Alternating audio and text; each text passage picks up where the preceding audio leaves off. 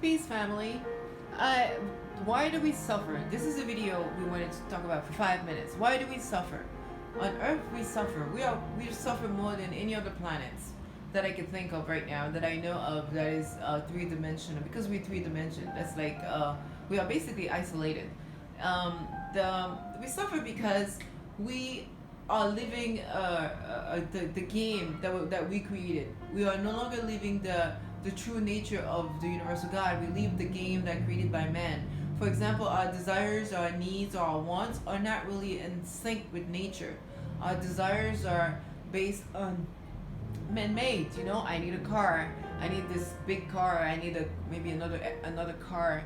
I need the latest cell phones, the latest iPhones. I gotta go online and get the latest. I'm sorry, I shouldn't say the name of any phone, but we need the latest phone. We need the latest computers. We need the latest handbag made by some designers. You know who I'm talking about. We need the latest sneakers for some of us. Or we need the extra two-bedroom that's sitting there empty, or things that have nothing to do with Mother Nature, right? We need to eat that, to have that specific bottle of wine or that specific bottle of champagne.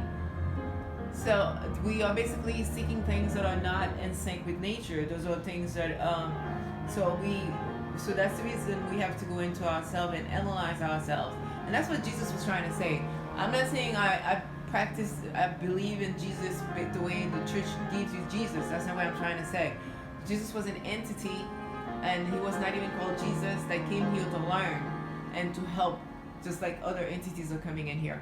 But basically, there's a thing in the Bible that says, "Be in the world, do not be part of the world." I'm not preaching the Bible, because half the Bible is true, half of the Bible is not true. So I'm not preaching the Bible. But there is a version but like I said, part of the Bible is true. But it's distorted. The Bible it's a distorted book. But if you know how to read it, there's some truth in there. But in the Bible it says, "Be in the world, do not be part of it." That's what Jesus said. The reason is because when we are in the world but do not be part of it, if we get consumed in all that man-made materialism, we get so consumed in our greed and our want and our desires for man-made stuff that was created by man, we fail to appreciate the true nature surrounding us. The true nature of the oxygen that is provided for us. The plant takes our carbon dioxide, basically the poison that we exhale, and synthesizes it into pure oxygen for us to breathe non-stop all the time. Those are the mysteries of nature. And the water comes when earth gives us pure water to drink, and the sun gives us life, gives us light, gives us energy. You have solar panels everywhere. And but my point I'm trying to say is that we have failed to appreciate the universal creator's gifts to us. Our organs function automatically. We don't need to tell ourselves when to go to the bathroom. We don't need to tell ourselves when to have a glass of water, because we don't need to tell our hearts when to beat, when not to beat. We don't need to tell ourselves when to breathe, when not to breathe. Think about that. The lungs are doing our automatic and sympathetic, parasympathetic nervous system is doing all of this for us automatically. The point is, we suffer because we go off alignment with nature, because we start wanting things that are not necessary. I'm not saying for us not to want a house on the beach, but a house on the beach doesn't have to be like a 200 bedroom house on the beach if we don't have 20 people in the family. No, I don't know. That's what I'm thinking of. So I'm just saying, like, we can still be in nature, but appreciate nature for what it is, and be thankful to the creator, the universal creator, for all the things that we've been provided. So when we find ourselves when you find yourself feeling sad, feeling completely depressed, or alone, go into meditation, go into self-analysis, and look at the blessings. And instead of the things you don't have, start looking at your blessings, our blessings, the blessings of good health, the blessings of nature, of the fresh air, of all the things that's provided for us by nature.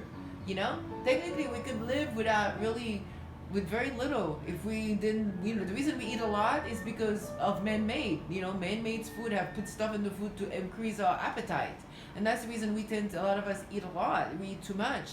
But if we were to be as natural as we could be, we would be eating very little.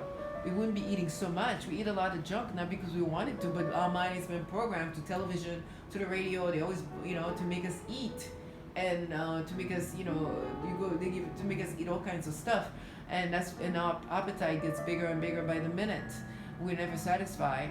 So my point is that we suffer out of our own free choice because we desire to suffer. And when someone does something to hurt us, if we can see or try to understand the angle where the person is coming from, that it is us, and every person is us. So when someone does something to us, it's we doing it to ourselves in a way, in many ways actually. And we've been there. And if we see someone behaving in ways that maybe we're not comfortable with, we've been there. We've been in that position at some point in our existence. Perhaps we have evolved to a point where we no longer have to be that way, but we have been there. And so those are little details I wanted to mention why we suffer. We suffer because we go off synchronicity with love.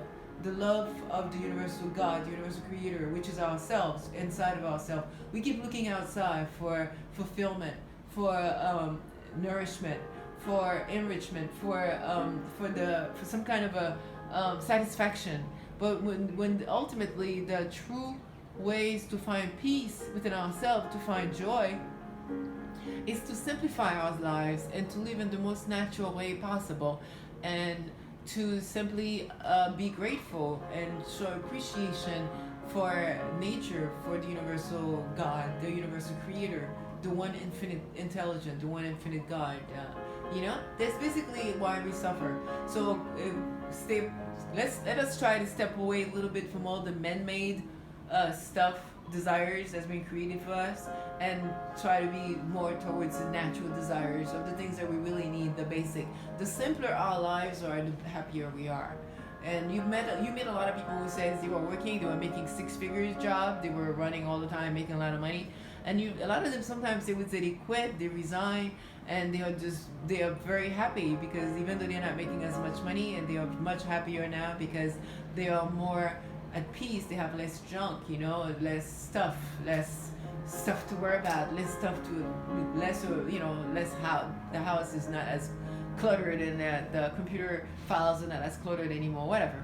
But anyway, this is what I wanted to share with you. Suffering could be minimized extremely and find happiness if we learn to appreciate nature, appreciate the God within us and the God in ourselves, and find peace with one another and forgive one another, understanding that we have been there at one point or another, and that we are all the same. We're all one, not just the same, we're all one unity under the umbrella of the one creator.